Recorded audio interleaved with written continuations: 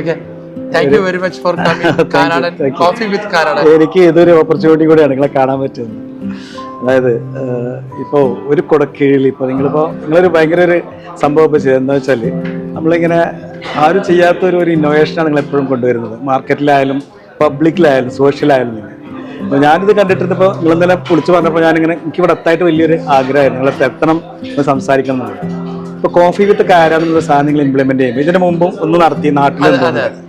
അപ്പോൾ ഇതിൻ്റെ കൊണ്ട് നിങ്ങൾ ശരിക്കും ഉദ്ദേശിക്കുന്നത് എന്താണ് ശരിക്കും കോഫി വിത്ത് കാരൻ? അത് നിങ്ങളെ ഈ ഇത്രയും വലിയൊരു പ്രിമൈസസ് ദുബായിലെ എല്ലാ ഡെവലപ്പേഴ്സിനും അതുപോലെ തന്നെ റിയൽ എസ്റ്റേറ്റ് ആളുകളും ഞാൻ രാവിലെ മുതൽ ഇവിടെ ഉണ്ട്.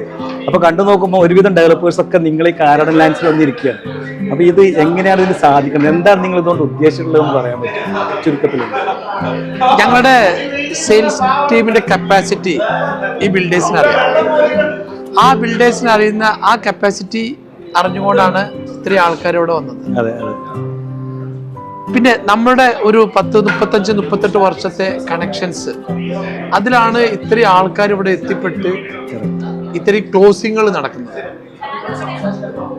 അപ്പൊ അതിൽ നമ്മളൊരു ഹാപ്പിനെസ് ഉണ്ട്. നമുക്ക് ഡീൽ ക്ലോസ് ചെയ്യാന്നില്ലല്ലോ, എല്ലാരും മാർക്കറ്റ് ഒന്ന് ജെർക്ക് ചെയ്യുക എന്നുള്ളതാണ്. മാർക്കറ്റിൽ ഒരു വൈബ് ഉണ്ടാക്കിയിട്ട് ഒരു സംഭവം, അതായത് നമ്മളെപ്പോഴും ഒരു ഹീറ്റ് ആയിക്കൊണ്ടിരിക്കണം. സെയിൽസ് എന്ന് പറഞ്ഞത് ആ ഒരു പിന്നെ റിയൽ എസ്റ്റേറ്റിന്റെ റോ മെറ്റീരിയൽ പറഞ്ഞ ബന്ധങ്ങളാണ്. ആ ബന്ധങ്ങളെ ഒരു കുടക്കയിൽ കൊണ്ടുവരിക എന്നുള്ളതാണ്. അത് ഞാൻ കണ്ടു. നിങ്ങൾ ഒരു എനർജിയും കാര്യങ്ങളും ആൾക്കാരെല്ലാരും വന്നിട്ട് നിങ്ങളോട് ചെയ്യുന്ന, കാരണം ആളുകളോട് വന്നിരിക്കുന്നത് വെച്ചാൽ വെറുതെ നിങ്ങളൊന്ന് കണ്ടുപോകാൻ വേണ്ടിയിട്ടല്ല. So they have some aims their മൈൻഡിലെ. ആ ഒരു മൈൻഡിലെ എയിം വെച്ചിട്ട് ഇവിടെ വന്നിട്ട് ആൾക്കാർ ഓരോ ഡെസ്കിൽ പോയി ഇരിക്കുമ്പോഴും അവരവരോട് ചോദിക്കും നിങ്ങൾ ഈ കാരൻ ലാൻഡ്സിൽ വെച്ചിട്ട് ഇത് ചെയ്യണം. അപ്പം ഇതിൽ നിങ്ങൾക്ക് പുതിയ തലമുറയോട് എന്താണ് ഇതിനെക്കുറിച്ച് പറയാനുള്ളത്? പുതിയൊരു മെസ്സേജ് കൊടുക്കാണ്ടാവുമല്ലോ. ഞാനിപ്പോ ഇന്നിവിടെ വന്ന ഒട്ടുമിക്ക ആൾക്കാരും ഇപ്പോ ബാബു കണ്ടിട്ടുണ്ടാവും, യങ്സ്റ്റേഴ്സ് ആണ്, തീർച്ചയായിട്ടും പയ്യന്മാരാണ്.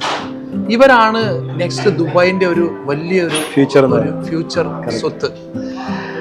ഞാൻ പറഞ്ഞില്ല, എല്ലാം 28, 25, 30, 35 വയസ്സിലെ ആൾക്കാരാണ്. ബിലോ 50 ആണ് ഇന്ന് വന്ന എല്ലാ ക്ലയൻസും. എന്താ വെച്ചാൽ അവരെ കയ്യിലായി പോയി ദുബായ്. കാരണം അവരുടെയൊക്കെ യങ്സ്റ്റേഴ്സിന്റെ അവർക്കൊക്കെ എവിടെ സെറ്റിൽ ആണെന്ന് ചോദിച്ചാൽ അത് ദുബായ് ആണ്. ആ ദുബായ്ക്ക് വേണ്ട അത്രയും ബിൽഡേഴ്സ് ഇവിടെ ചെയ്യുന്ന ഏതൊരു പ്രോപ്പർട്ടിയും അനൗൺസ് ചെയ്ത് കഴിഞ്ഞാൽ 1 day 2 day ഫില്ലാവാണ്. അതാണ് ദുബായ്. അപ്പൊ അവിടെയാണ് നമ്മുടെ ഈ ഒരു സർവീസ് നമ്മൾ പ്രൊവൈഡ് ചെയ്യുന്നത്. അപ്പൊ ബാബുനോട് ഞാൻ പറഞ്ഞില്ലേ, ഇന്ന് വന്ന ഒരു 85-90% ആൾക്കാരും യങ്സ്റ്റേഴ്സ്, ചെറിയ ചെറിയ പയ്യന്മാരാണ്. ഞാൻ കണ്ടത് എല്ലാവരും. ഞാൻ ചോദിക്കുന്നത് ഈ ഒരു സന്ദർഭത്തിൽ ഇപ്പൊ റിയൽ എസ്റ്റേറ്റ് മേഖല എല്ലാത്തിലും നമുക്ക് പോസിറ്റീവും നെഗറ്റീവും കാണാറുണ്ട്. ഇപ്പൊ ദുബായിലായാലും നാട്ടിലായാലും, നിങ്ങളിപ്പോ എനിക്ക് ആ ചെറുപ്പം മുതൽ അറിയുന്ന ഒരാളാണ് ഞാൻ, അത് വേറെ കാര്യം. പക്ഷെ സുലൈമാൻ ഖാന്റെ ഒരു യാത്രയിൽ ഇപ്പോൾ നിങ്ങളെ എന്താണ് സ്വാധീനിച്ചത് റിയൽ എസ്റ്റേറ്റ് മേഖലയിൽ എത്തിക്കാൻ വേണ്ടിയിട്ട്? അത് ഉണ്ടാവുമല്ലോ, കാരണം നിങ്ങളെ ഞാൻ കണ്ടപ്പോൾ എൻ്റെ ചെറുപ്പത്തിൽ ഞാൻ നിങ്ങളെ അറിയാം. അത് കഴിഞ്ഞിട്ട് നിങ്ങളുടെ വളർച്ച, നിങ്ങളുടെ ഹാർഡ് വർക്ക്, നിങ്ങൾ നിങ്ങളായിട്ട് തന്നെ ഉണ്ടാക്കിയെടുത്ത് ബിൽഡപ്പ് ചെയ്തെടുത്ത ഒരു സാധനമുണ്ട്. അതാണ് ഇപ്പോൾ ഈ കാരാടൻസ് നമ്മളിവിടെ നിൽക്കുന്നത്.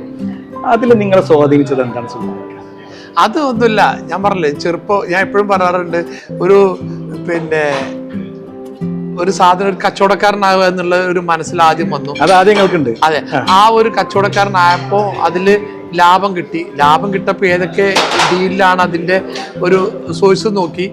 അതില് മരക്കച്ചവടം, കാറ് കച്ചവടം, അങ്ങനെ ഫാക്ടറികൾ, അങ്ങനെയൊക്കെ നോക്കിയപ്പോൾ ഏറ്റവും ഒരു നല്ല രസകരമായിട്ട് ചിരിച്ച് കളിച്ച് പോകാൻ പറ്റിയ ഒരു ഫീൽഡ് എന്ന് പറഞ്ഞത്, സമാധാനം കിട്ടുന്ന ഒരു ഫീൽഡ് റിയൽ എസ്റ്റേറ്റ് ആണ്. അപ്പൊ ആ റിയൽ എസ്റ്റേറ്റിൽ അങ്ങോട്ട് പിടിച്ചു കയറി. അങ്ങനെ തന്നെ ഉള്ളു, അത്രേ ഉള്ളൂ. പിന്നെ നിങ്ങൾ പറഞ്ഞൊരു കാര്യം, ഇത് ചെറുതല്ല, ഇതൊരു ഹാർഡ് വർക്കാണ്. നമ്മൾ വരുന്ന വരവിൽ നമ്മുടെ അടുത്തൊക്കെ കുറെ പാളിച്ചകളും തെറ്റുകളൊക്കെ സംഭവിച്ചിട്ടുണ്ട്. പിന്നീടാണ് അതൊക്കെ തിരുത്താൻ പറ്റും. ലോസ്, എന്തൊക്കെ ലോസുകൾ, ടെൻഷൻ, അതായത് കല്ലും മുള്ളും ചവിട്ടിയിട്ടാണ് ഇവിടെ എത്തിയിട്ടുള്ളത്. പെട്ടെന്ന് വന്നിട്ട് ഒരു ടേബിൾ നമ്മൾ ഇരിക്കുകയല്ല, അതിന്റെ ബാക്കിലൊക്കെ കണ്ടമാനം വേർപ്പുകളും പ്രശ്നങ്ങളും പ്രയാസങ്ങളും. ഒരു 100 ഏക്കറൊക്കെ കൊച്ചിയിൽ കലക്ട് ചെയ്യാന്ന് പറഞ്ഞാൽ അവിടെ അപ്പോഴൊക്കെ എടുത്ത ടെൻഷനൊക്കെ അറിയാം. രാത്രിയും പകലുള്ള ഓട്ടങ്ങള്, ആക്സിഡന്റുകള്, അങ്ങനെയൊക്കെ ഒരു അതായത് വലിയൊരു കടമ്പ ഇപ്പോഴും നമുക്ക് സാമ്പത്തികമായിട്ട് ഇപ്പോഴും നമ്മൾ ടൈറ്റുകൾ ഉണ്ടാവും എന്ന് വെച്ചാൽ ടൈറ്റുകൾ. ബിസിനസ് ആയാലും എപ്പോഴും സാമ്പത്തികം അങ്ങനെ വന്നുകൊണ്ടും പോയിക്കൊണ്ടേ നിൽക്കും. അതങ്ങനെ എപ്പോഴാണോ സ്റ്റോപ്പ് ചെയ്തിട്ട് അപ്പോഴേ നിൽക്കുള്ളൂ. ഇപ്പൊ അന്നത്തെ 10,000ന്റെ ആവശ്യമാണെങ്കിൽ ഇന്ന് ലക്ഷമായിരിക്കും, ഇന്ന് ലക്ഷമാണെങ്കിൽ ഇന്ന് 1 കോടിയായിരിക്കും. അതങ്ങനെ എല്ലാ ബിസിനസ്സുകാർക്കും അങ്ങനെ തന്നെ ആയിരിക്കും. അതൊരു ഹരാണ് ആ പരിപാടി. എനിക്ക് വേറെ കാര്യം, ഇപ്പൊ നമ്മുടെ ഈ ഒരു റിയൽ എസ്റ്റേറ്റ് മേഖലയിൽ നമ്മൾ ഇപ്പം നിങ്ങൾ നേരിടുന്ന വെല്ലുവിളികൾ എന്താ? അതുണ്ടാവും ഒരു പ്രശ്നങ്ങൾ, വെല്ലുവിളികൾ ഉണ്ടാവില്ല. ഓരോരോ കാലഘട്ടത്തിൽ ഓരോന്നാണ് വരുന്നത്. ഇതിലൊക്കെ മത്സരങ്ങളുണ്ടല്ലേ? ശരിക്കും ഇനിയിപ്പോ ആർട്ടിഫിഷ്യൽ ഇന്റലിജൻസ് വന്നാൽ എന്താ സംഭവിക്കുന്നത് പറയാം, AI വന്നു കഴിഞ്ഞാൽ എന്താ സംഭവിക്കുന്നത്, പ്രെഡിക്റ്റ് ചെയ്യാൻ പറ്റാത്ത സംഭവങ്ങളാണ് വന്നുകൊണ്ടേയിരിക്കുന്നത്. ചിലപ്പോ റിയൽ എസ്റ്റേറ്റില്. പക്ഷെ ദുബായ്ക്ക് എന്നും ഒരു കൊഴുത്ത് വേറെ ഉണ്ടാവും. പക്ഷെ ഒരു റീസെന്റ് ഒരു 5-10 വർഷത്തിന്റെ ഉള്ളില് ഉണ്ടാകുന്ന മാറ്റങ്ങൾ എന്താണ് നിങ്ങൾ പ്രതീക്ഷിക്കുന്നത്? റിയൽ എസ്റ്റേറ്റിൽ ഭൂമി കൂടാൻ പോകുന്നില്ലല്ലോ, ഉള്ള ഭൂമിയല്ലേ ചെയ്യാൻ പറ്റുള്ളൂ. ലോകത്തിലുള്ള ഭൂമികൾക്ക് പെരുകുന്നില്ലല്ലോ.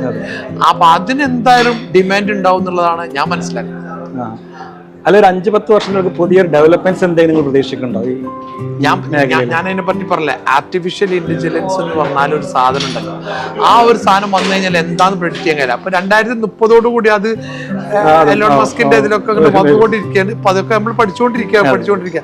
എന്താണോ ഓരോരോ സ്റ്റേജ്, ആ സ്റ്റേജിൽ നമ്മൾ പഠിച്ചുകൊണ്ടിരിക്കുകയാണ്. ഇപ്പൊ സോഷ്യൽ മീഡിയ ആണ്, സോഷ്യൽ മീഡിയ പഠിച്ചുകൊണ്ടിരിക്കുകയാണ്. അതിലിങ്ങനെ ഉഷാറായിക്കൊണ്ടിരിക്കുകയാണ്.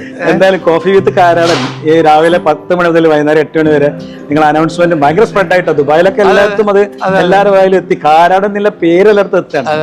ഇതിൽ നിങ്ങൾ അനുഭവിക്കുന്ന ഒരു സന്തോഷം ഉണ്ടാവും, ഒരു ഹാപ്പിനെസ് ഉണ്ടാവും. ഞാൻ എന്റെ കൂടുതൽ ആൾക്കാർ, ഞാൻ ഒറ്റക്കല്ല, നമ്മുടെ മോന് ഇവിടെ ഉണ്ടായിരുന്നു, നിങ്ങളെ കൂടെ തന്നെ റൈറ്റ് ഹാൻഡ് ആയിട്ട് നിങ്ങളെ മോന് ഇവിടെ. ടീംസ് ആണ്. ആ ടീംസ് എല്ലാരും കൂടി വിജയം, എന്റെ ഒറ്റക്കുള്ള വിജയമല്ല, നമ്മളുടെ എല്ലാവരും കൂടിയുള്ള വിജയമാണ്.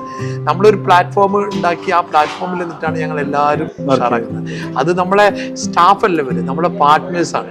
ഇവരൊക്കെ നമ്മളുടെ കൂടെ നിന്ന് ആത്മാർത്ഥമായിട്ട് ചെയ്യുന്ന പാർട്ട്നേഴ്സാണ്. അതാണ് ഞങ്ങളുടെ ഏറ്റവും വലിയൊരു സംഭവം. ഇനിയിപ്പോ അവസാന ഒരു ചോദ്യം കൂടെ ചോദിക്കട്ടെ.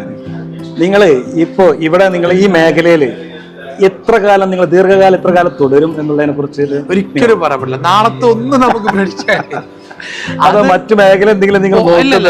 ഞാൻ എന്നും എന്റെ മനസ്സിൽ നമ്മുടെ പിന്നെ റിയൽ എസ്റ്റേറ്റ് എന്നുള്ള ഒരു വേർഡ്സ് ഇതിന്നല്ലാണ്ട് നമ്മൾ മാറി നിൽക്കുന്ന ഒരു പ്രശ്നമില്ല. നമ്മൾ ഇതിൽ തന്നെ തുടരും എന്നും. എന്തായാലും സുലൈമാക്ക, താങ്ക് യു. നിങ്ങളുടെ ടീംസിനും എല്ലാവർക്കും ഒരുപാട് നന്ദി.